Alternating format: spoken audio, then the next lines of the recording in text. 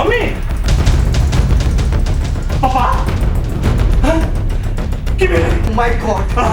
भैया mummy papa तो suicide कर ले मायक ममता विधियों न जाने पूत कपूत कहावे नैनक सपना नैन में के ममता नोर बहावे मायक ममता विधियों न जाने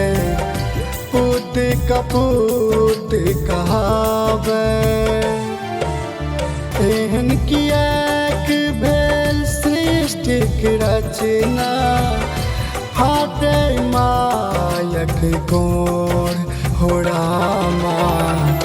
कहिया हेतै भोर हो रामा कहिया हेतै भोर।